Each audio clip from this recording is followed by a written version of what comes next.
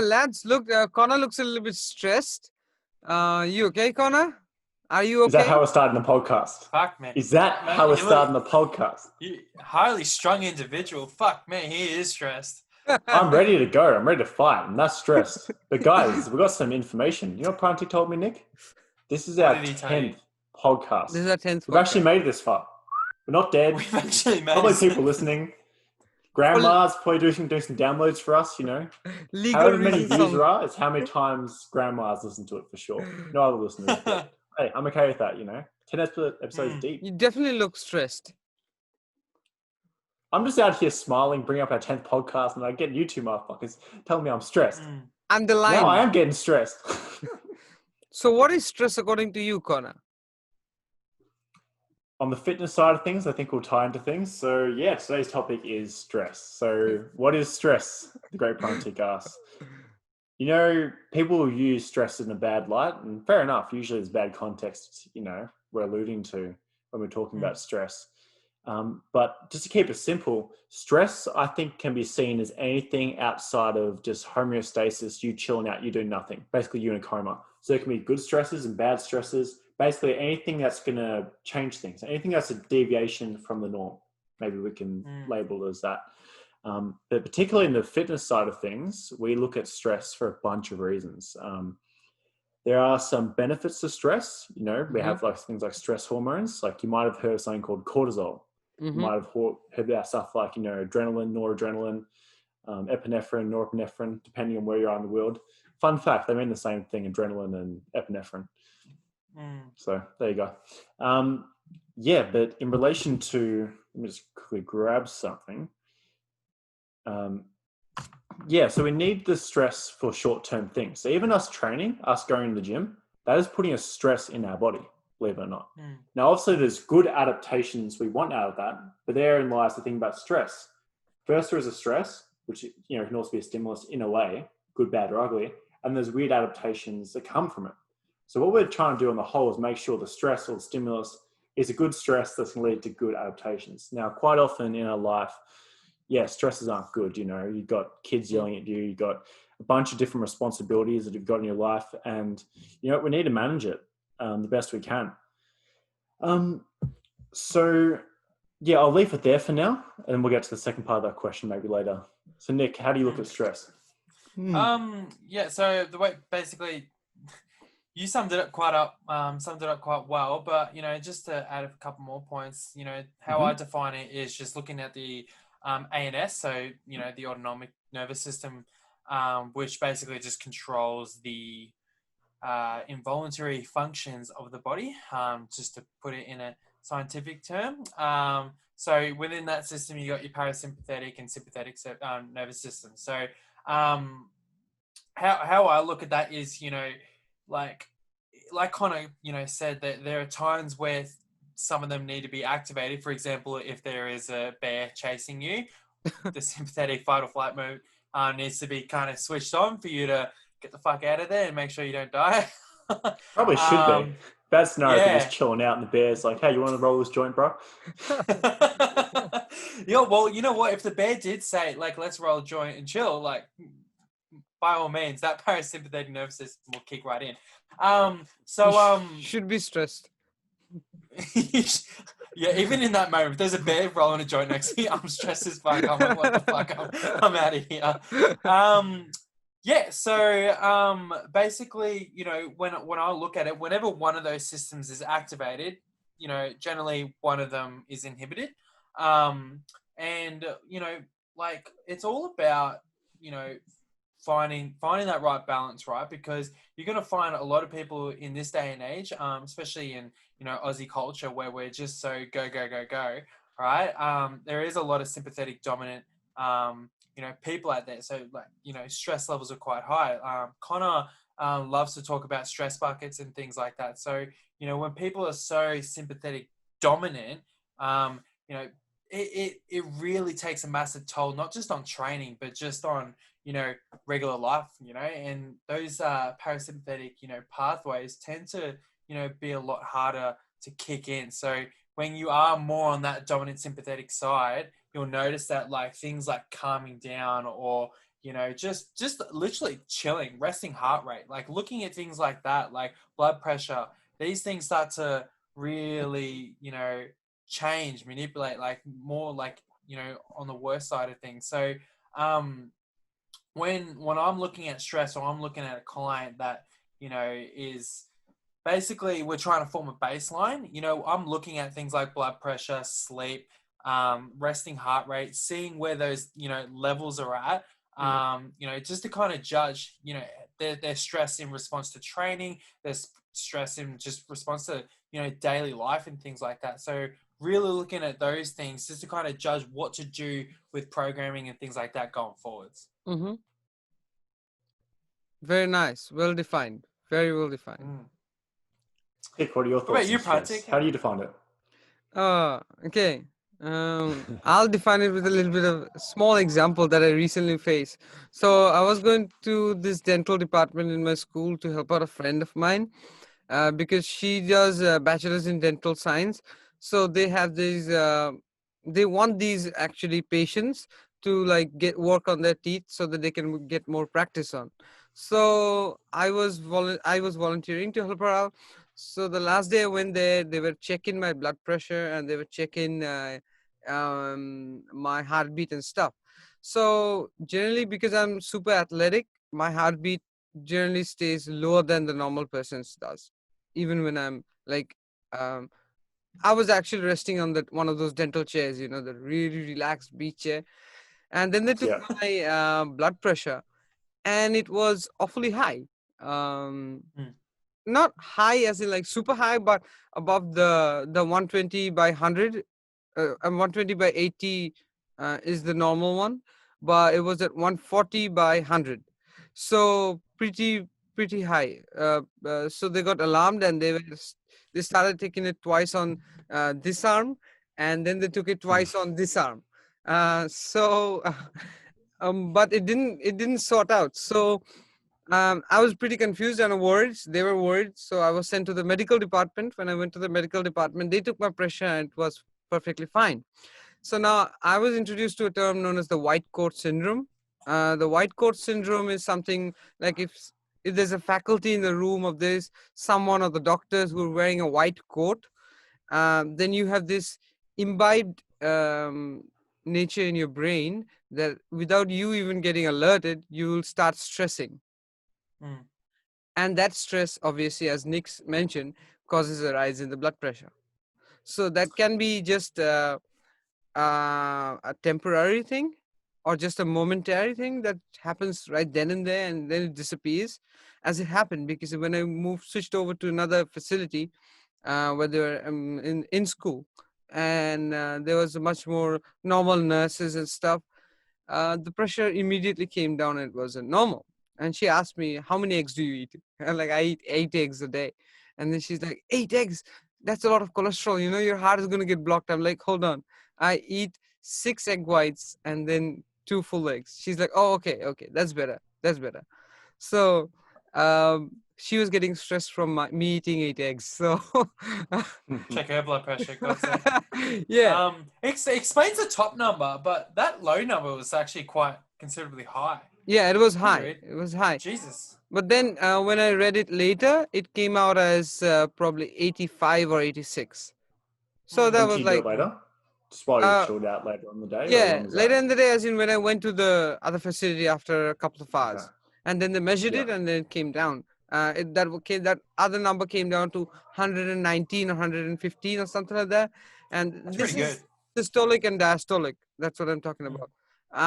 So that came out to there, and she's like, "You're perfectly fine. Come back for another checkup on Monday."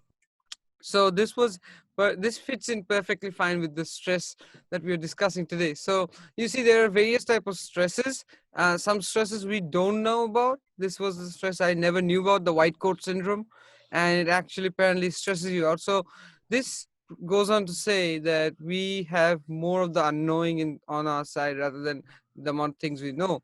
But the things that we know, like that stresses us out, like everyday life conditions and stuff, can always be controlled. But things like these, like white coat syndrome, who knew? I never knew about this before, 3 or 4 days ago when I first knew about it. and these are Yeah. type of stuff that can also stress you out, and then cause a spike in your blood pressure. So that is what is stress for me, something that causes an anomaly in your blood pressure. Obviously, that's the first thing how you can indicate and point it out, and something that is out of ordinary and makes you discomfortable, or sorry, makes you uncomfortable in your comfortable region. Stress can be related to that and stuff. So that's stress. Yeah. Yeah, and that white coat syndrome is a big issue for people getting blood glucose. Because they get all nervous, they get pricked, but then the cortisol jacks up. And what cortisol does, it releases or pulls glycogen Mm-hmm. from your muscle and puts it into the bloodstream. So then you see your sugars go up in your Mm-hmm. blood glucose reading. Yeah, it's definitely a thing. And I think part of the definition of stress you'll probably find is it actually ties to a threat. You know, I can tell like Nick started to allude to it already, and we will go into like the negatives of stress, but there is, at the end of the day, like you were saying with the bear, there's a functional reason behind all these things. It's not like, oh, this cross you've got a bear that's just hanging around with you that just sucks stress. We need that sympathetic drive. We need that cortisol for all these different things. But I think where it gets really interesting is not so much on the acute range, so the short-term range, like your blood pressure shoots up. Yeah, whatever. It shoots up in a second. You run Mm-hmm. across the block, your heart rate goes up. Yeah, whatever. That's not going to kill you in 50 years. The chronic stuff is what we're probably more concerned with. How it looks across the hour, across the day, across the week, across the month. Now we're talking about that stuff. Yeah. So speaking on the chronic side of things, like it's interesting because obviously when we see that side, like, is it would you agree that like there's a lot of excess in people that have that weight gain and things like that, just because of the release of all these stress hormones and extra water retention, and you see other things like stress induced, like excess eating, and Mm-hmm. like people on that side of things, they they um like stress, what's the word I'm looking for, like it's not like stress in itself, like, Are or you saying is how is what it causes caused? weight. No, I'm also like, stress in itself isn't what causes weight gain. It's more what stress actually like does psychologically, in terms of how your relationship is with food, and like I was talking about the stress hormones and things like that, and water retention. Yeah, that adds to it. But all this different stuff, this is the real damaging effects that we can see from chronic conditions. Is that Mm-hmm. yeah, like. So just trying to clarify. So the main issue you see with stress being more the psychological rather than physiological. So you're Well, trying to summarize. how psychological How's it compare? influences well, it's more how they relate. Yeah. Yeah. Yeah, it's definitely a link. It goes both ways in terms of, so you'll find, okay, does psychology drive physiology, or does physiology drive psychology? And the honest answer is both. You obviously have an example of, you're stressed and there'll be physical changes afterwards. There's even weird studies like you'll put water drops underneath people's eyes and actually starts to induce feelings of sadness. Even if they weren't sad, that's more an idea of physiology. Physiology can affect psychology. And it's all interrelated, to be honest. You can't look at the body. And look, we are probably going to start talking about individual systems today, but the big truth is they're all kind of integrated. Like your insulin will affect your leptin, which will affect your thyroid, which will affect, like, things you're not even thinking about, Mm-hmm. like Mm-hmm. your digestion, like genuinely the different systems, But back to the question more specifically to you, Nick, there is a definite strong mechanism of, psychology in terms of like you're stressed. So particularly if people's stress are high, what you might see people sometimes do is look for something to bring it back down. And on an acute level or a short-term immediate level, there's ways you can do it, but one of the, probably not the best ways, but then again, better than cocaine, ways of just mitigating it is potentially eating. You get Stress eating. you get the enjoyment, you get to sit down, you get the good taste in your mouth. You also get neurotransmitter benefits. Your serotonin jacks up if you're eating something, carbohydrate dense and sweet, and shoots up tryptophan and the like. So it can kind of like, okay, we're in a situation where something was not so good. We had a stressor and we had a solution. And your body might positively reinforce that scenario. Now we're trying to make sure with, people, and I've dealt with clients, particularly like long-term, that their strategy when they're stressed is eat. You've really got to break down that cycle. And the more you do it, the harder it gets. You might have heard of something called neuroplasticity. Basically, imagine your brain can have certain circuits, mechanisms, pathways, whatever you want to call it. And it almost becomes more grooved. Okay, the road from A to B is definitely going to be this one. So to untrain that gets particularly hard the further you are. And obviously, the chronic is the sum of all those acute things. The more acute things there is, the bigger the chronic suffering. But yeah, you can definitely look to food. But even the physiology side of things, like the body can really tear apart acutely.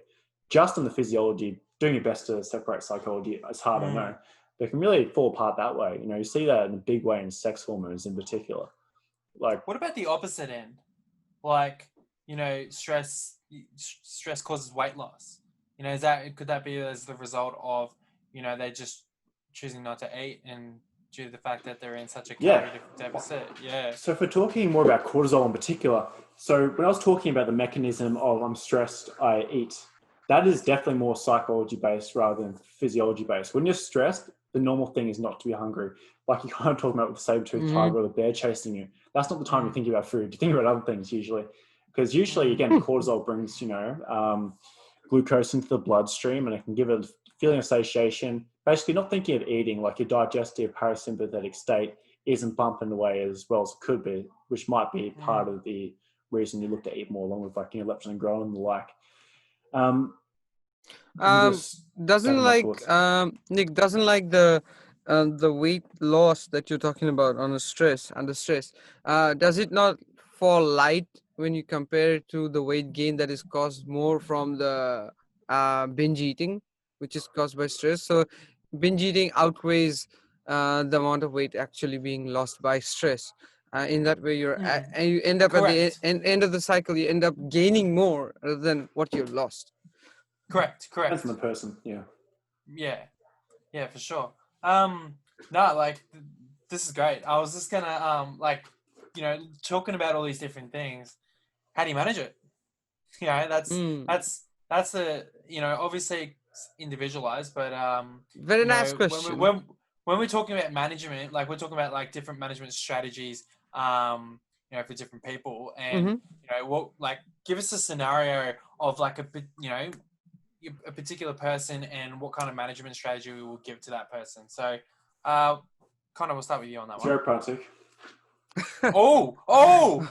You just I'll start in reverse card. Redirected. Reverse card. Yeah. All right, audience. There's a slight delay between when people speak and when what you hear the other person speaking. When you speak to what you hear, that gap was a specific gap, along with like my mouth had already committed to the words that I was starting to say. Prantik. This was straight through. So not a huge cop out, but one at the same time. Fuck it. That was great. But you know what? The Uno reverse card's already been played, and I refuse any reverse cards back to me. Shoot away, Prantik. How do we manage stress? Okay. Nick, since you wanted an example, let me give you an example. Stress management. I've seen a lot of people. Like this was a friend of mine, and she used to be stressed about like every short things in life, right? Like really small things in life, and so that was stressful for me, and everything going on around her was stressful for her. So how did she manage it? By crying. That's, I think, is the simplest way of stress management. That's actually the gag reflex to stress management. I would think, it's like if you imagine a water tank, and then it's just the pump is pumping water into the water tank, and the water tank is stressing out from being filled with the water. So what happens after a point, the water tank is going to overflow, because that stress bucket, as Connor likes to call it, has been filled. So the stress bucket has been filled. So I kind of see it in that way. That's one of the ways in which a lot of people cope with stress, is to just cry it out, because once you cry it out, you feel like the emotions just flow through and you become more lucid, and then I think you come back to a normal state after you cry and after you have like vented it out. It's also known as venting in some sectors of the world. where people vent out because venting can be done in different ways. Um, See the latest thing that happened in America about the looting and everything in New York that you guys have seen the videos going around. People are destroying Mercedes Benzes, looting Jordans from stores and stuff. Related to the very recent to the George Floyd incident that happened, uh, I think it was probably the stress.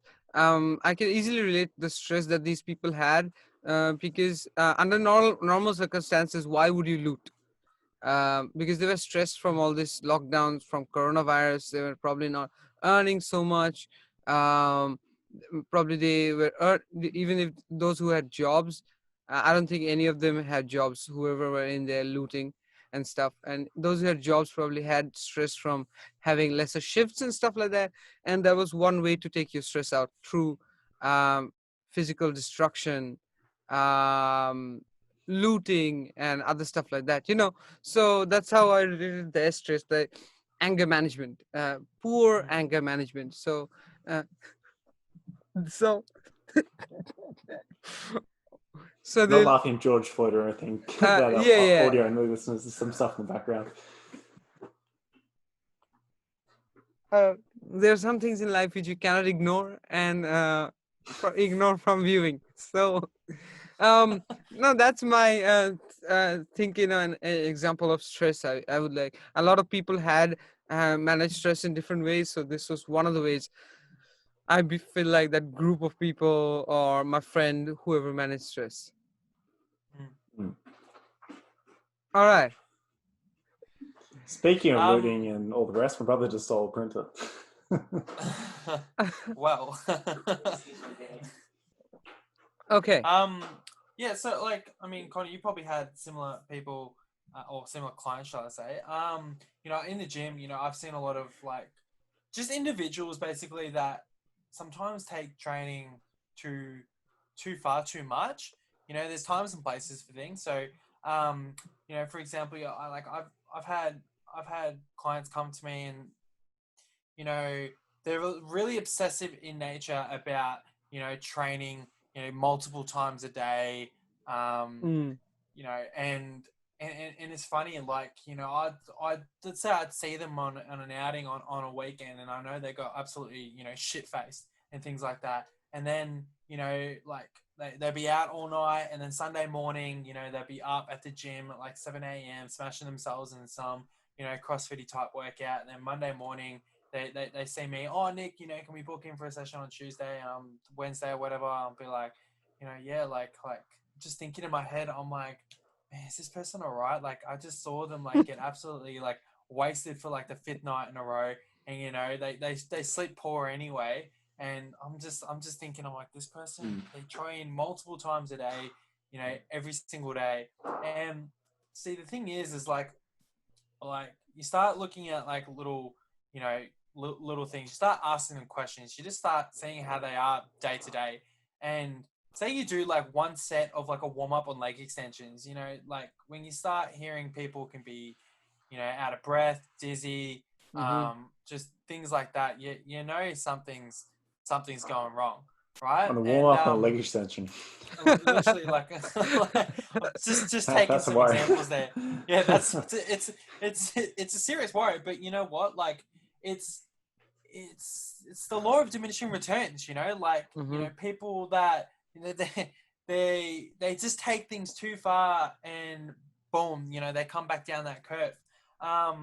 And like it's you got to start looking at these little biomarkers, these little feedback signals. So what we're discussing before about just how their stress bucket, their resting heart rate, their waking heart rate. I start even looking into other things. I'm like looking at their aerobic conditioning levels, and sometimes it's just absolute pure shit. Right. So you know looking at all these different things across the board, you can start to see, all right, this person's really overdoing it on, let's say like they're heavily into strength and weight training, but they're heavily doing it over on that side, and they're underdoing it on all the the other things. It's like literally just stay the fuck home and chill on the couch just for Mm-hmm. one night, like at least one night this week. Like, please, it will actually do you some justice. Get a good night's rest, you know, meditate, you know, like just like all do these little things that will honestly help you set up for the, you know, for the rest of the week. It's like back off. Like Luke Leeming uses a great term, you know, least mode before you go beast mode. You know, a lot of Mm-hmm. people want to just go full attack before they, you know, kind of just taper down. Instead, they just go full attack all the time. And like I explained before, those law of diminishing returns, boom, you just crash, right? And some people just take it too far. It's not you just boom, you just crash. Everything else in your life starts to Has just crashed. Yep. diminish. Yeah, exactly. So, you know, when people are waking up, you know, during the middle of the night and they've got a resting, you know, heart rate of like 90 beats per minute, they've literally wrestled a bear all night. Like it, like Yeah, we know Prantik, we talked someone like about that bears as before. well. Yep. Yeah.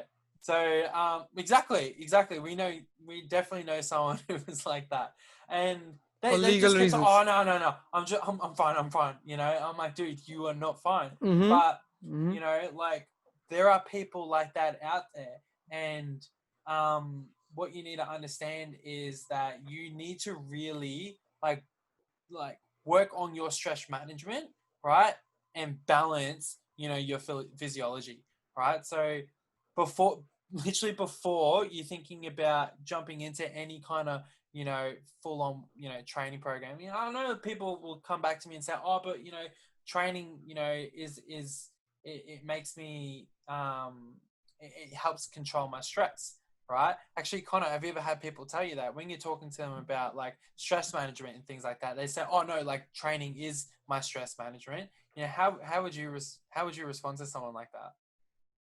Yeah, I I don't know if think you've ever had anyone of tell you that, course, of but course. No, definitely. Yeah, I think it ties into those physiological stressors and the psychological stress reliefs. And I think what you might run into there is a scenario where the gym could be a psychological stress relief for purely some, you know, hormonal release, that endorphin style thing. It just feels good to be progressing the life. It's a stress away from another stress, aka at home, that's worse. But at the end of the day, it really is digging into recovery systems. And I think it ties to one of the things, like we've all heard the question, can you out train a bad diet? Mm-hmm. And it's one of the answers people don't look to because they usually look at calories in, calories out for the most part. But the amount of eating you can do is pretty high. Like it's near infinite, you know. We could eat a lot, but the amount we could recover from isn't forever. So the amount we can train by default isn't as high as what we could eat. So there are stages where you just can't out train a bad diet. People usually look about the calorie balance things and stuff like that. But what do you see with those people, Nick? I think, you know, I think you started asking me a question ages ago, then you're going to an anecdote. Back to the original question of, I think you were saying the person comes in, he wants to train with you Wednesday and they've spent the whole night on a bender. They're doing the CrossFit Smasher workout on Sunday morning. I think sometimes it's just honestly a mindset. People do generally think more is better. And okay, I've done some bad deeds in the past. I need to outwork those deeds now. When often you just need to accept the loss. You know, it's like, okay, me spending a whole night out, you know, on my feet, clubbing, boozing, mething, whatever these young whippersnappers do. I was trying to sound old, like these young whippersnappers do these days. But yeah, you can't outdo that, man. You can't out-gym that the next day, you know. I think people see. If you don't mind, can I share a screen and then kind of mix it up a bit, and then I pulled up these. If you can see this. Whoa. Can you see it? It's a bit zoom blurry, out a bit? but yeah, zoom out a little bit. But Can the listeners see this? Wait. Well, they can't. We're just gonna have to. I think that's it. It doesn't zoom out no more. No, that's good. We can see it. Okay, so I was just going over all these dot points, just to take a look at the causes of stress, and it looks like it's not just limited to one or the other. It is actually very diverse. Take a look. Unhappy with your job, long hours at work, giving speeches in front of colleagues. So this is very. It might sound very positive, but at the same time, look, it can stress people out. Obviously hazardous conditions, and then there is these personal factors. The potential number of individual things are crazy high if we're really thinking about it. I think sometimes we like to subcategorize things just for the easy conversation. Like I think, in there it says divorce, loss of a job, increase in financial obligations. I think for today we've just been like, okay, it could be just financial stress, and we'll just bucket, losing a job and financial stress into that one. But I think if you scroll up a bit more, I did see something interesting, and it kind of ties to something I was hinting at before. Oh, the other way. So a little bit towards the top of the article. So here you go. Our audio listeners are having a great time right now, yeah? Right. So we need stresses. And I think one of the things is in life, because we're talking about the negatives of stress, well, we might say, well, why do anything if stress is so terrible? And it's kind of a default of some of the stuff we need.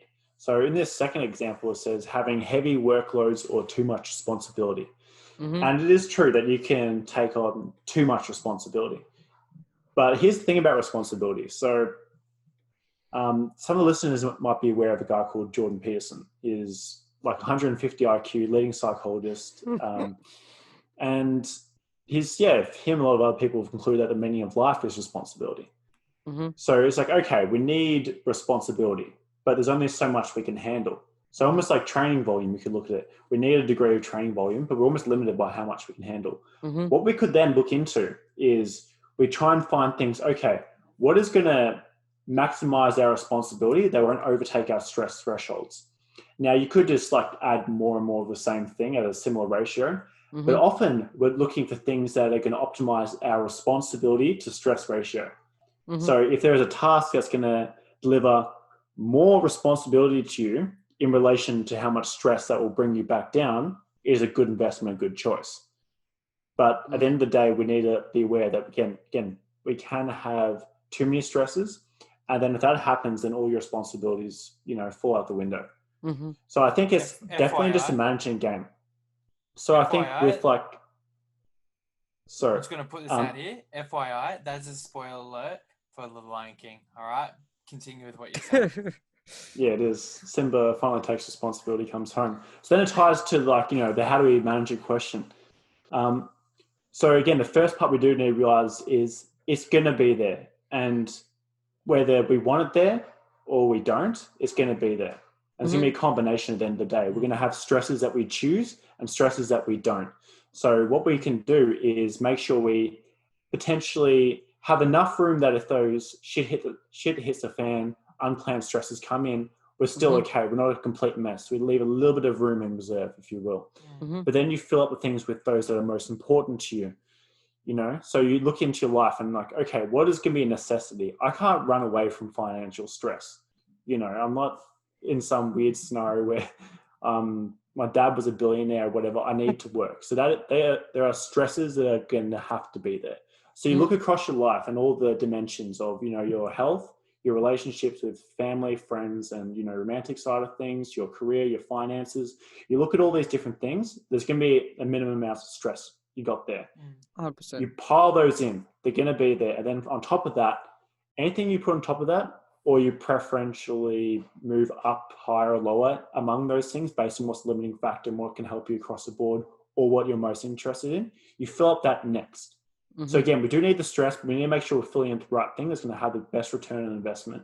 And then we need to look at all the markers of, you have little performance markers amongst all those different things to make sure you're not doing too much and you're still progressing. Ties back to progress. And then you have almost chronic markers. Like if my sum of those 6 different variables are more than I can handle, then I need to make sure I'm okay. And people talk about stress management strategies in terms of like, winding down, chilling out. In that stress bucket analogy, I think I once had of your bucket is how much stress you can handle. You're pouring water, that's a stress. Imagine stress management, your meditation, your this and that is like poking holes in that bucket. So a little bit of water leaks out. So it's not like, you can overflow as quick. But I think what, Nick was talking about the person before is you can get scenarios where those little leaks can go away at 1 liter an hour, for example. But if you're pouring in 2 liters an hour, then the surplus is just going to overrun it. Exactly. So you need to make sure you've got metrics among all those things and manage your life the best you can to make sure we're progressing. but we're not doing too much that we're halting. We've got to do enough. So it's one of those weird things. We can't do nothing. We've got to do something. We've got to make sure it's the right amount, and we've got to have good metrics to look at it. Yeah. So like every major like stress out there, we've got to really try and find ways to, find ways to de-stress it. So every stress has a de-stress kind of thing. And even like back to what sorry, I thought I was in a speech for a second, again, the delay. But even like, you find what's the de-stress after that. Well, what the hell caused that stress in the first place? Is it necessary? And what triggers it? Because if it's a disproportionately high stress that you got for such a simple thing, that is something we should look into. Mm-hmm. Yeah, carry on, Nick. No. That's basically it. That's right. Would you guys say like any other kind of management strategies that you guys can think of at the top of your head that we haven't really touched base on yet? I mean, pretty much covered a lot of it there. You actually brought it up in the last little bit there about your little winding down, kind of going into sleep, which is actually our next topic that we're about to talk about. Sleep. So, how important is sleep? Like, to be honest, there is that mindset of, oh fuck, sleep. Like I need to get up and grind kind of thing. There's stories out there of like some of the biggest professionals in the world. They get 4 hours of sleep a night and somehow they're able to function. What's the maths? 20 hours a day. There's heaps of stories out there. They're inspiring, of course, but like we really got to factor in.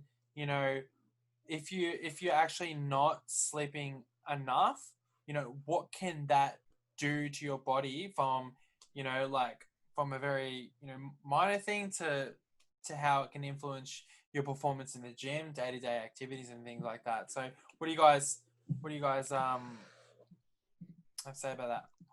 Ooh.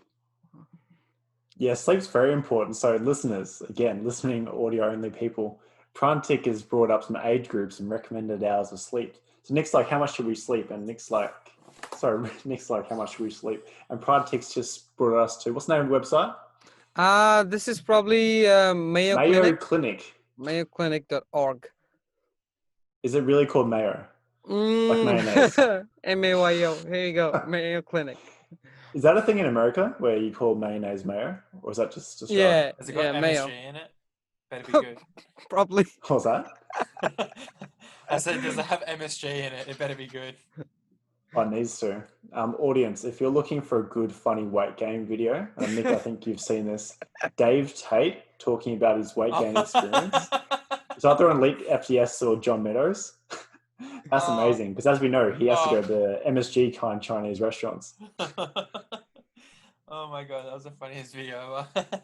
Yeah, I'll come back to your question, Nick. So I think you're looking at the scenario of the person that chooses to avoid sleep so they can have more hours of the day. Mm-hmm. Yeah, I think that is honestly, it's a great, very short-term strategy. It's not there's going to be consequences, but it can kind of work as a short-term strategy. Let's say you're trying to get ahead in life, because I think that's what you're usually referring to when we're thinking of that. Exactly. Or at least, I will say this. Should we sleep more? Yeah, but I think there's something almost admirable about, okay, I can get up at 4 a.m. if I need to. Like, you got the work ethic of this and that. I think we look at that. But yeah, again, it can free up more hours in the day. But then what are the parts you're trying to improve in your life? And are they affected by lack of sleep? So you're trying to learn more. Well, we know the worse you sleep, the worse your learning or memory retention rates are. So if you learn something new, you got a much higher chance, particularly the stimulus and stress of the environment is quite high. Like you're really alert in something. If you're trying to learn something, you have a really alert scenario. You have a lot of attention, a lot of focus to it. And then you maximally chill out afterwards. Now, if you're looking at the person that's just rise and grind kind of thing, you need that chill out part afterwards to even uptake the information. On the training thing, you can train your balls off, but again, we don't grow in the gym. We recover outside of the gym, particularly sleep. So on a short term, you may get ahead short term because you've got more hours of the day. But the equation is hours of the day times efficiency. So if you're running at 100% versus 50%, then I don't give a crap if you've got 10% more hours, or if you're running at 50% efficiency compared to the other person. You're going to fall behind. It's quality. So I'm looking at the corner of the screen because we're sharing the screen. They look this way, the audience. But So it's not a good scenario. It's quality over quantity. Like it's It actually ends up being both. Well, yeah, but I mean, it does end up being both. But I mean, in the sense of like, you know, yeah, you might have more time, but like you said, if you're running at 50% of your capacity, like you supposedly have 20 hours in the day, but if you're running at 50%, you're really only good for those 10. Exactly. Yeah. But you know, like if you decided to get, you know, those extra hours of sleep in and run at 100% of that capacity, it's like, well, next minute, you know, you're close to almost doubling. I don't know if my maths actually worked then, but you got the gist. But yeah, sports maths, like, even if it's wrong, we got it. I love it. Yeah, sweet. Prantik, what are your thoughts on you know, I've you know what, like actually Prantik, you're a really good person to talk to about this because I know you're an early morning riser. Right now what I'm doing. Exactly. No.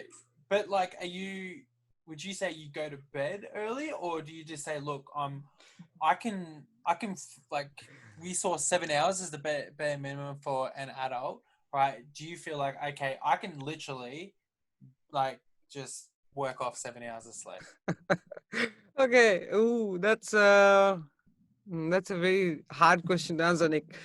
So I've been productive on days with 4 hours of sleep. Even though at the later half of the day, I tend to doze off and tend to be unattentive to stuff and things like that. So here I pulled up to all those audio listeners. I'm really sorry, but I'm going to read it out to you as well. To all those video listeners, you would be able to see what's going on. So I've pulled up a page where I have Nick. I've pulled up the recommended amount of sleep.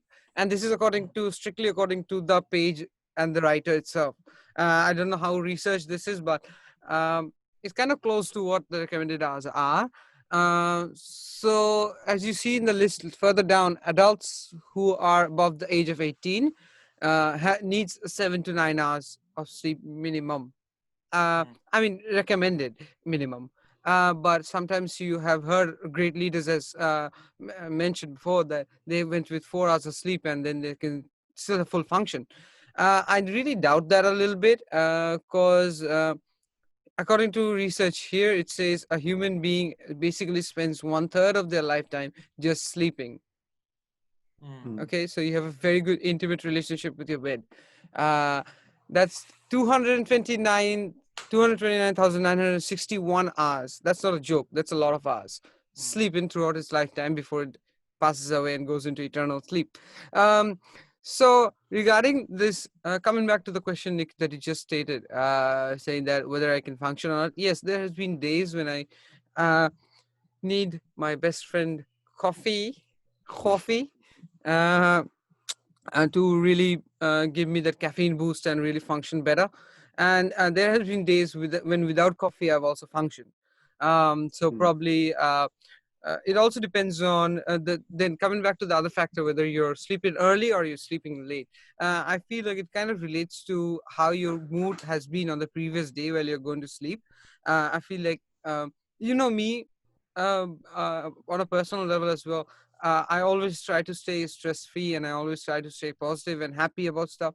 So I have always been like that, and not good. And in any ways, I'm never going to change it unless I'm really stressed. Like factors like deportation or stuff like that really stresses me out because I'm an immigrant. So other than that, I always try to stay happy, and I've seen it works out in my life. Is if I stay happy, there's a positivity around me and positivity around people who are associated with me directly or indirectly, and in that way that actually kind of relates to a much more resting phase in the body. So I have a question for you, Prantik. So you're talking about the perception side of stress, which is an important part of stress that we didn't really get to chat about too much. Have you always had that innate ability, that innate appreciation, that ability to have perspective, everything of it's not a big deal, whatever? Or is that something you learned over time? I'm asking for myself. No, it is actually very it's not good. even for a friend. Yeah. It's The guy actually looks very like me. good. It is a situational thing, Connor. So by situational, I mean like I have always been like this. Like no matter what, even if a storm comes, I'm never going to be stressed. Yeah. And I'm emotionally very I'm emotionally like a tank. So until unless the sadness really builds up, I don't really like shed a tear or something like that, or I don't feel sad or depressed or stuff until unless it's like here, the meter has Got a crossed high thresholds, yeah. very high threshold. Yeah, that's so that's it. And then other situations like it's also situational, like the emergency or the necessity or the soonness, however to put it, of the situation at hand can stress me out. Stuff like, okay, this needs to be done right now, and it needs to be that's something that stress out, like last Monday, how we didn't have the logo and I was stressing out. So stuff like that, which does give me a little bit of anxiety and stress, but it's copiable because then I find a different way. Okay, it's not done by someone else, it doesn't mean that I can't do it, so I did it. So that's the way I cope with it. So it's purely situational, it's purely incidental, depending on where you are, what you're doing, and what is the uh, condition at hand that needs to be dealt with. So Yeah. um, I mean, that's if you didn't care, you wouldn't stress. So I mhm, think it's almost like more of a compliment that, exactly. because you got something to lose. I imagine that's a stress. You got something to lose. You got nothing to Hmm. lose. Imagine the Hmm. stereotype, nothing to lose. They're not usually going into Hmm. stress. And So if you lately, like in that scenario, go on, yeah, sorry. yeah, and it's okay. And lately, I've realized that life is too short just to stress about different stuff. You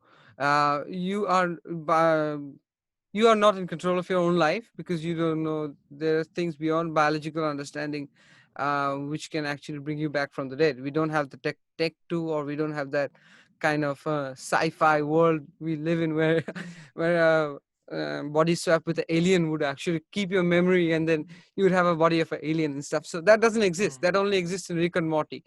But other than that, I feel like um sleep. I don't know about that, Rick. uh, I don't Rick. Morty. know. So yeah, other than the sleep related to stress, I feel like as long as you're not stressing or not having all those emotional issues holding you down, anchoring you down, I think sleep just falls perfectly, and even you can still function with 4 hours of sleep, but you have to keep in mind that you have to have that laser focus, focus, laser focus. You need Here's to the thing. have Here's the that. Yeah, thing. it seems fleeting. There's function, right? But then there's like optimal performance. Like I'll give you two Yeah. world class examples. So for listeners out there that are probably thinking like, oh no, fuck you guys, like sleep less, kind of thing. Like yeah, like there is you can function and everything that Connor was saying about like the ratio of quality and quantity. But I'll give you two world class examples. So two athletes out there in the world, that I know that get about 12 hours of sleep a night, right? That is LeBron James and Roger Federer, for example. They're just two world class examples. Mm-hmm. Now, why do I pick them? Because look how old they are. They're over 35 years of age, and they're still at the top of their game, Exactly. right? Why? Because obviously How much do they sleep, sorry? 12 hours. Wow. Yeah. Carry on, yeah. Inspiration. Jealous. Inspiration. Very. So they literally got 12 hours to be, great at what they do. And let's be honest, they're two of the greatest probably in their sport, right now. So it's you can't say, oh, like if you sleep more you're not gonna achieve a lot in life. That's absolute bullshit. No, like you can achieve, and not just achieve, you can be great at those things that you aspire to be, just by optimizing your sleep. And that's giving you now the ability to perform a lot better. So they're just two world-class examples. Yeah. And Nick, like those let's people that have the few hours sleep as well, what do you think? If you got up at 4 a.m. after you've had 5 hours sleep and you went on to be a champion, Is it more the fact you've had 4 hours sleep or 5 hours sleep? Again, Forge maths, we don't do that here. Or is it the fact that you chose to do it and then you went in to do the work? Because again, most people don't have 4 hours sleep and then use every single minute of the day productively. Usually they're just 4 more hours of the day, they're not sleeping, they're just on their phone or whatever. Is it the mindset and what they've done with it, or is it actually the sleep? What do you think? I'm trying to work out what your question is. I'm trying to like, I'm looking in my head, I'm like, what the fuck did he just ask me? Like, is he asking me do they perform better with less sleep? I'm like, wait, what? So imagine you got Arnold's example. Let's say Arnold, he's like sleep faster, so you get 6 hours of sleep instead of 8. What do you reckon is causing the magic of the success in Arnold in that scenario? The fact that he got 2 hours less sleep, is that what's causing the success? Or the fact he chose to do it and he used his time and he had that mindset that I'm going to improve, and even if I have to suffer in left, right, this billion different reasons, I'm going to get through and do it.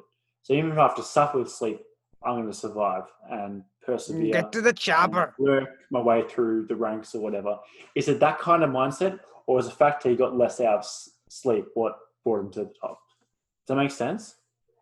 Absolutely. Yeah. So, yeah. So, is it less hours that brought it to the top, or is it his mindset? Well, like, I personally think it was obviously just his mindset. He's like, it's one of those like, there's very few people, shall I say, out there that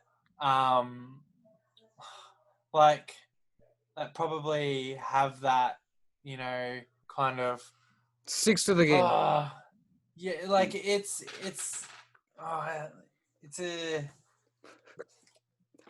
a tricky one, but to simply answer your question, it's definitely the mindset and everything behind what he did and stuck with consistently that kind of got in there. Now, I mean, like, let's like I'm not to shame the guy. Like, I absolutely love him, but I'm sure he got like a couple of naps maybe, or like he did have like a cheeky 10 hours sleep in on Sundays. Like, let's be honest. Hey, I don't know. I'm just putting it out there. Like, if the guy slept 6 hours every single day of his life, fuck, give him props. But I'm sure like, if it got into him enjoying his days with Lulu right now, I'm extremely happy for him. Lulu. He's got an alpaca. Lulu is a crazy one. What do you think? What do you think? Me? I think if you have the mindset that, I will walk through hell, there's a good chance that that's going to correlate with some great things happening in your life. Granted, it's enough opportunity and the like. Doesn't mean walking through hell is the best scenario in most cases, you know what I mean? But the fact that you mentally are ready to and you can, and it's going to separate you from all those other people that can't, I think that's more of a factor than the fact of the negative psychological and physiological effects of low sleep. I mean, to be honest, he was obviously able to achieve everything that he set out to do by doing that. Yeah. So for him, it worked. Now, there's always going to be an argument saying, well, if Arnold got an extra hour of sleep a day, what could that have done for him on a physiological basis? Okay. Yeah. I think it's different times in his career. Like, if you look at Pumping Iron, like, we've all seen Pumping Iron, right? He's literally chilling out on the beach and, like, having the time of his life out there. I imagine that was happening, like, during his movie career, but when he's trying to optimize his bodybuilding, even he probably slept more. Imagine having Corona at that time. Oh, my God. But no, you're right. Definitely political acting and all that. I felt like, okay, like, I can maybe I can understand the less hours, of sleep. But it's like The Rock right now, like he's Dwayne Johnson. He functions apparently on a lot like less hours of sleep. There's lots of traveling. He wakes up early, does his 2 sessions of cardio and weight training, and then he goes and works and stuff like that, and kind of the cycle repeats. But again, like you were saying, that he has that same mindset as well. But I'd like to talk more on the like what is good sleep. Like, we keep talking about sleep, but what is good sleep? You know, when I'm thinking of good sleep, I'm thinking of, there's like, to be honest, I'm bad at this. You know how they say like, oh, you know, like the less electronics you lose closer to bedtime, you know, the kind of better. I'm terrible at that. Nope. Oh, like it's I know in my mind, okay, like, you know, less blue lights, less, you know, being on your phone, TVs and things like that. Like Mm-hmm. the less of that, you know, the more chance of having, you know, better sleep at night. I understand that. Don't follow it. Probably should. But things like going to bed at the same time, waking up at the same time, so you're setting, you know, circadian rhythms and things like that. Alarm clocks are shit. So like, fuck that. Um, you know, just things like, you know, what do you call it? Have you ever woke up in the morning and, you know, like your doon is all over the joint? So like, if you're able to like wake up and you're just kind of peaceful, the doon is like all, you know, nicely laid out and perfect. You haven't, you know, wrestled your girlfriend, wink, wink, all night. You know, like things. um, um, you know, you've had a pretty good sleep, but these are some of the things I kind of like consider when I think of good sleep. Do you guys Mm-hmm. want have any other points to add to that? Ooh, I have something. I'll bring it up. Nothing Okay. cheeky. Okay. This is an application that I use to track my sleep. It's known as Auto Sleep. It's not free, it's paid. And in no way are they sponsoring us. So Auto Sleep, if you want to sponsor, we are still here. I'll Uh, be charging. the charge. So this is a graph um, of my sleep. Probably listeners who are listening to it from any podcast session, if you go onto YouTube, our YouTube channel, you should be able to see this. So this is a graph of the sleep that I had recorded over the past week, Monday to Saturday. Today is the Saturday. So it gives me a data of how much time I'm spending in bed and how much of that is the REM sleep, uh, the REM mode of sleep. It also, the Apple Watch has that tech to actually pick it up. And the newer Apple Watch Series 5 actually has the blood glucose monitoring, blood oxygen, diffused oxygen in your blood monitoring meter. Uh, so I feel like Nick, the point that you made, less electronics while you go to sleep. Yeah, definitely throw your phone away, no problem. By less electronics from the scientific side of stuff, they're meaning that the radio waves that come in through the electronic media affects the brain in a kind of way. It affects the synchro between the brain and the heart. That's why they say always receive it from your right hand side rather than your left hand side, because the heart is on the left. Sorry, heart is on the right. So receive it from your left hand side. So uh, that's what they mean by throwing electronics away. But it's perfect. I feel it's perfectly fine to have an Apple Watch on your hand and track yourself, or a Fitbit, or anything, in fact, stuff like that. Yeah, There's Prantik, actually, yeah, go ahead. so I got a question for you. So you're Mm-hmm. mentioning like the electronics. Do you have any thoughts on like EMFs and stuff like that and how it relates to the body? Like Mm, electromagnetic fields and how it relates to phones and your electronics around you? Because mm-hmm. I sound like that was kind of on the track you're going Mm-hmm. with as It well. Do is. you have any thoughts? Yeah, it is very simple. If you see the trend, you should be able to understand the trend. By trend, I mean the trend of sparrows, or Darwin's finches, as we used to call it. It's a very special type of bird which reacts to the EMFs, electromagnetic fields, and their change. Okay. So Darwin's finches were in abundance, and if you look back in 2010, there was an abundance of Darwin's finches everywhere. These small little cheeky birds pecking around everywhere, really like bathing in the dust. And so I think you guys know what I'm talking about, sparrows. So uh sparrows have disappeared as the mobile world has come through. So the more Mm. and more handheld devices got better, the lesser the population of sparrows became. It also has a direct effect on coconut trees. Coconut trees, because I own two in my back home in India, coconut trees tend to react to EMF fields very easily.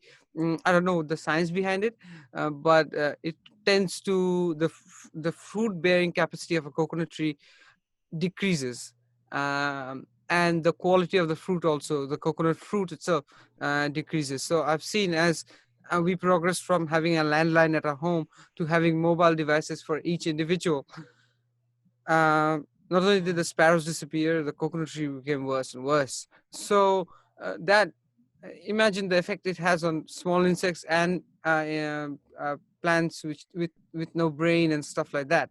um, imagine the effects on human beings it'll have over prolonged usage. So that's what your EMF and how it works through. But Mm. at the same time, if you have a watch or digital, as I previously mentioned in some of the episode, that our life has become intertwined with a digital frontier, where we all have a digital footprint to our sides. We have a digital existence. Uh, so what has happened is the digital part of life has commingled with our physical human form. So nowadays, if you want better tracking, everyone wants better. So if you want better tracking, keep your mobile devices on, like a watch or a Fitbit, or even you get heart rate monitor, or which you have to wear at night and go to sleep. Sleep monitor for precise monitoring. You guys know about it. It's a Mm. chest held device that's worn by the strap, and you can book it for a day, and then you go to sleep and sleep all night with it, and then in the next morning you have your blood oxygen, all the details that you need, your REM sleep, um, your frequencies, movements in your sleep, how well it accurately tracks it. So Yeah. Do you um notice? Do you notice like So those mornings you wake up and you like feel really refreshed? Do you look back over your sleep analysis and mhm. you kind of like look over it and think, okay, this is why I've had a good sleep? Like, can you kind of connect the dots? you can When kind of looking get back an and you can kind of get an estimate, Nick. not Hmm. not it's not precise, which I don't think it Well, is. you there's personally. I clues, do. maybe. I do look over the, because there's an alert set on my watch that says how many hours you've slept. Because it's auto sleep, so it kind of alerts me in the morning after 2 or 3 hours of me waking up. It says that okay, you've slept for 7 hours, and out of that, Mhm. it gives me the distribution that your REM sleep was this. So if I'm really yawning that day, I would be okay. Let's see what's up. So I sometimes go Yeah. back and I figure it out and see. I see the REM sleep has majorly reduced. So what that means is there has been a major disturbance in my sleep, or something the previous day which has happened has actually disturbed Hmm. me and stopped me from going into that peaceful sleep. Hmm. Yeah. So for you, is that like a high correlating factor you find? So those days you're like, more yawny, you're tired, you're this and that. What factors do you usually see that's taken effect beforehand to make you yawny and sleepy? So you mentioned the REM. So is that a pretty high correlating factor to you? That Is is. there any waking up sleep cycles? Is there overall sleep? How does it all fit in for you, do you think? So REM, if you're monitoring it, Mm. if you are really what do I say, frequent the REM phase, and then if you know what it's all about, and if you know how to track your sleep, and you have the correct Mm. devices to do it, then definitely go for it. Go for the graphs for the first week, first couple of weeks, first couple of months. Track it and see how your sleep quality is. Generally, you will know about it by the first week. It gives you analysis and a graph, so you'll know how your sleep Mm. is. From that, you can pick up kind of what you need and what you don't. So, for some people who are lacking that REM sleep, or who are going into the REM sleep for a shorter period of time, we generally have, out of the 6 hours of sleep, we generally have 15 to 20 minutes of REM sleep. That's Mm. that's your general for me. It might change for some other deep sleepers. I'm not a super deep sleeper, but I sleep well. So I get 15 to 20 minutes, maximum 30 minutes. The maximum I've seen of REM sleep is 45 minutes in my case. That's very rare case. But other than that, everything else is, in that REM sleep is the point where the brain is actually resetting and getting ready for the next day. All the neurons are really firing and Mm. everything is on point. That's your REM sleep. And Would you say more is better, or is it that range is optimal? well, that range works for me. That's Mm. how I can put it. That range works for me. You need to figure out what your own range is in order for you to Yeah. function better. Yeah. So that's why I say, if people have the way to monitor, please monitor it and be alerted. And coming back to Connor's thing is like, does it work for you? What is the reason it works for you? I feel like, Connor, it's also depends on what you've done the previous day. If you have achieved, Mm. like we have all talked about in previous episodes, like goal setting. If you've achieved 2 or 3 of your goals that you have set that day, small ones, then you go to bed much more satisfied and peaceful. Here also, Mm. satisfaction is also another factor. So if you're satisfied by the end of the day, you go Mm. to sleep much peaceful. I see you guys laughing. I see Nick laughing as well. so, yes, satisfactory results give you a much better sleep, and will put you into REM sleep. So what about you guys? Do you Yeah. guys monitor kind of stuff? I've done management, like what do you call it, like phone apps and things like that in the past, never consistent enough to get real data from it. But other than that, I've just in the past just used my Apple Watch and kind of just recorded data based on resting and waking heart rate. Mhm. I have used like their version of what's the HRV. The accuracy on that, Mhm. yeah, but it's still data points, so still able to work off of it. Which like when tracking it quite regularly, I've actually seen quite good results, and I've kind of noticed the things that really go hand in hand and improved sleep, shall I say? But if a lot of the strategies now are really just based on feel. I like the feeling of waking up, feeling refreshed. Obviously, being in Corona, I haven't had to use an alarm clock, for majority of it. So just kind of like those things I was saying before, going to bed at the same time, waking up at the same time. I remember like last year, I was waking up during the middle of the night, having to go to the toilet, quite often, kind of thing. Right, and like just I've noticed, especially over the last 6 months, just how that's kind of slowly tapered off and things like that. And to be honest, like it can draw from loads of different things. It could lifestyle, diet, like just so many different things. But when a lot of times just think of it like a survey question, and I'm kind of looking at that survey, ticking off some of the boxes, Mhm. and that's basically how I do things now. I do like the idea of applications as data references, especially when there's a lot of things going on that you can't really pinpoint down. So things like that can really be a quite a good reference point. Yeah, for sure. Nice. Connor. Yeah, no, I'm pretty similar to Nick in the sense that I have a bunch of different, qualitative, so like, like the data that we're talking about, and then quantitative, how you're feeling, this and that, measures that we can look at, how have I done for sleep, how has it affected me today, then look into yesterday, and is it as well as you would expect, how's it compared to previous months, if it's not good, why is it, and the why is it where I usually dive into. If it's going worse, I'm like, oh, it's getting worse, you got to try and fix it, at the end of the day. So tying back to Nick's original question of like, what do we recommend sleep-wise? So you might remember a while ago, we're talking about nutrition. We're talking about pre-workout nutrition. And I mentioned the idea that your first pre-workout meal is your post-workout meal from your previous training session. Because, imagine your day 2 is here and your day 1 is, yesterday. All that stage is your recovery, it's fueling, so you're good for the next session. So it's all the pre. Now that kind of applies to sleep. People can often look at the hours before bed, but it really starts in the morning to a degree. We've got something called a circadian rhythm. You might have heard of like a Circadian. sleep-wake cycle. Yeah. So there's a few things that go on there. So vitamin D can suppress melatonin production. So imagine like high vitamin D levels or sunlight or blue light, a bunch of different things really. Higher they are, the more it can suppress melatonin. Now that can be handy sometimes and something we don't want other times. So in terms of the sleep-wake cycle, we want to make sure we're ideally, the more consistent we can be, the better. Now I understand there's practical limitations. People got weird lifestyles and this and that. But the more often we can, sleep and wake at the same time, you'll probably see, good benefits there.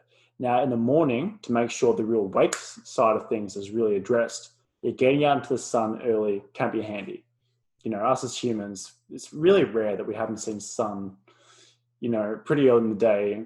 I mean, how new is that? Let's be honest. Most of our, history has been, you see sun, not under roofs and dark lights and just scrolling your phone in bed and stuff like that. So you get that rolling. And then throughout the day, one thing I've been finding with, some of my clients and stuff, I've heard of it before, but it's been a reminder. So the higher you can get steps up throughout the day, it seems to help sleep a lot more as well. Now you could just think of the classic exertion thing, like, oh, I'm screwed, I'm wrecked, I'm going to bed. There's a bit of truth to it. You put more effort and work into a day, you'll crave the other side more.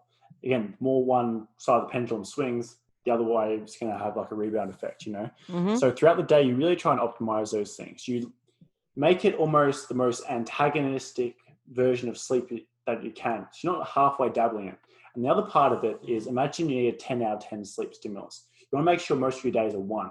So you get to like a 5 out of 10 sleep stimulus, that's enough. If you've been like, you know, kind of chilling out too much all day, like too much in terms of there isn't any excitement, you've been in your room, you've been in all the places you associate with sleep, it's hard to create a big enough contrast between, you know, the pre-sleep and try and get to sleep, you know.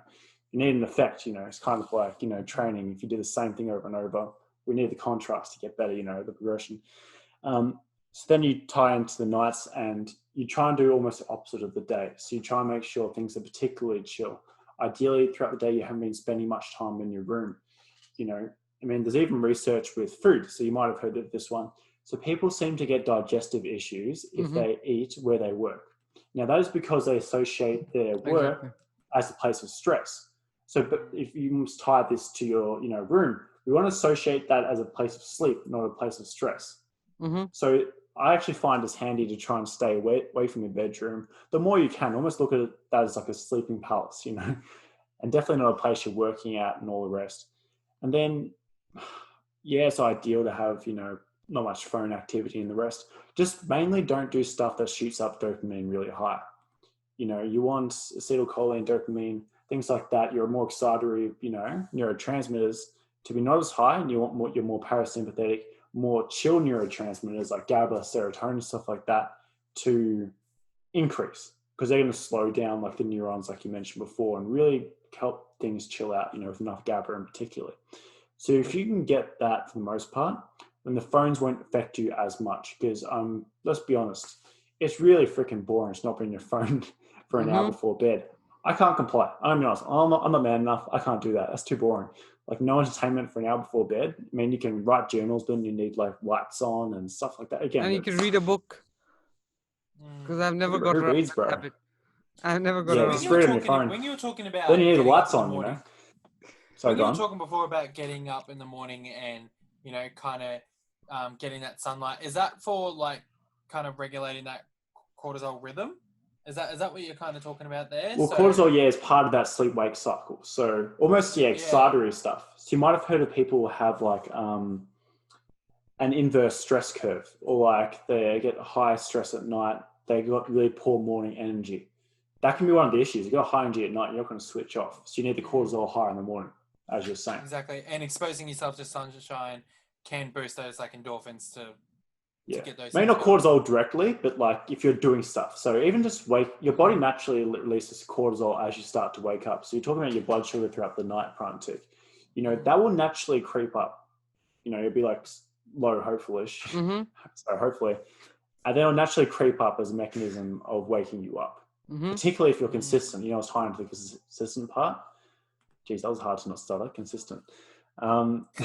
So yeah, if we can really, you know, shoot up those cortisol levels in the morning, that's again why reason if you're going to have coffee, ideally have in the morning. You're really trying to shoot that up, and again you have a contrast, so there's not as much at night and the half-lives can go away and blah blah blah. Coffee. Two other tips I'd like to actually give is sleep naked. Yes. And like literally if you can make your bedroom as pitch black as possible, fuck does that help. Especially those people living in the Gold Coast. Holy shit, like sun gets up at like 5 a.m. there.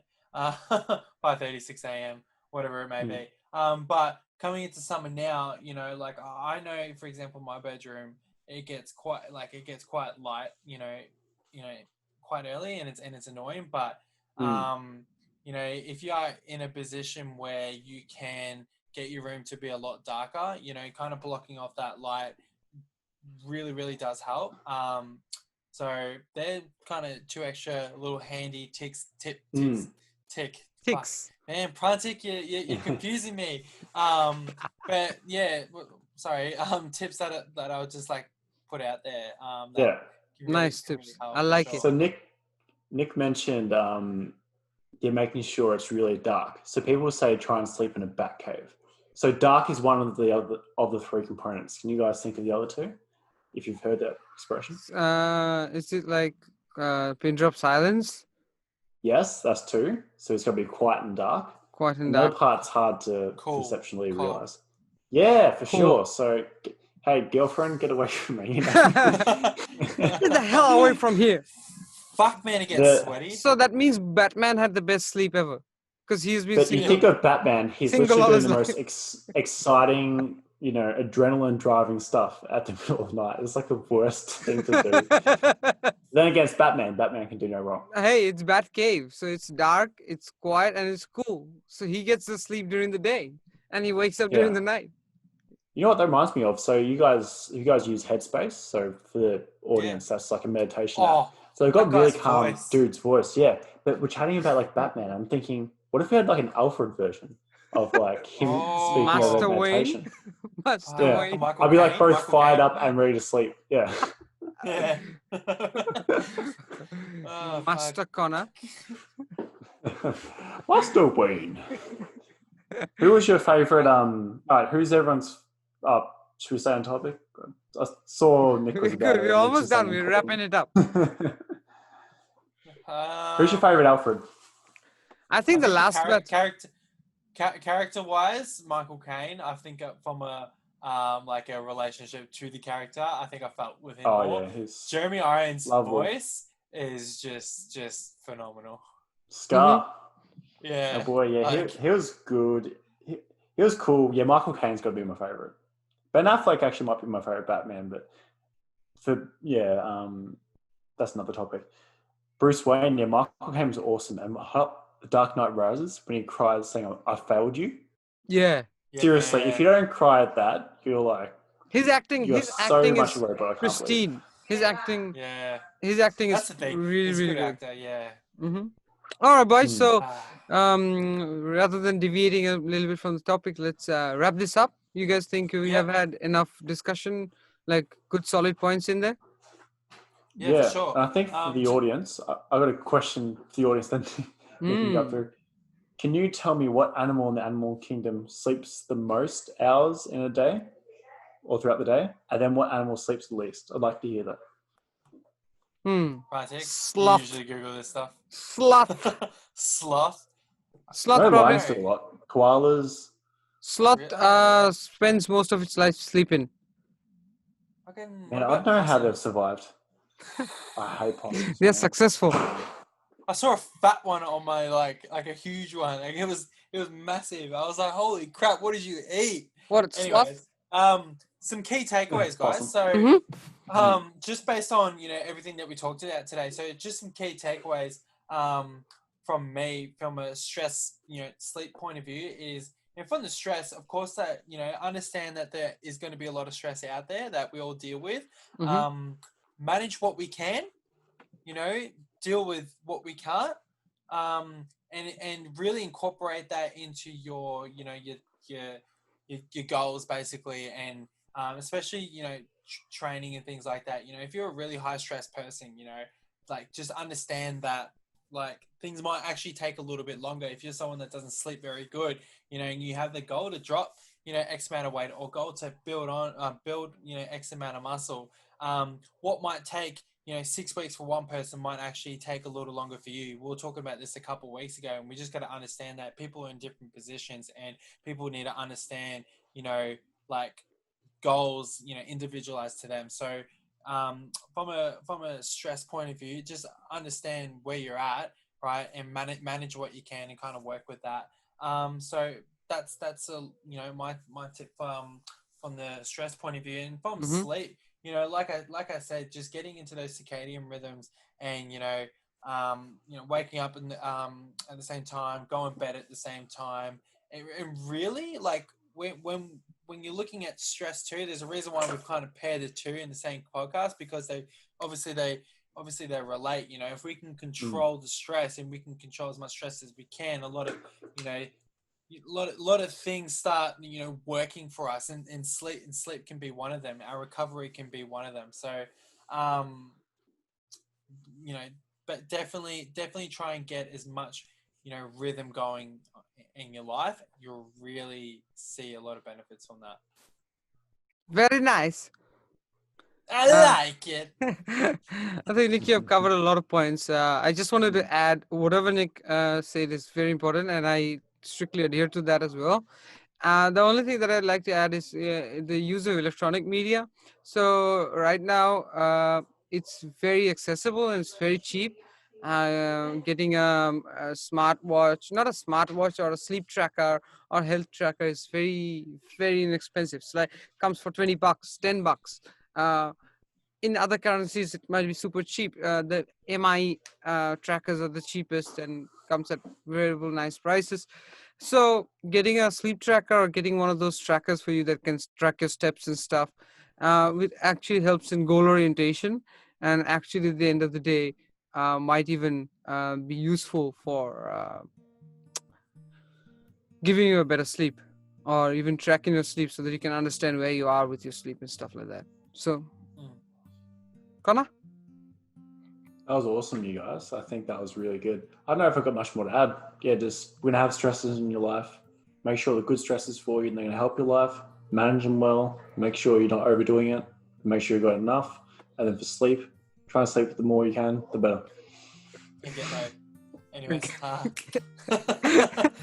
well, all right, that was very productive. That's next episode. That's for next episode.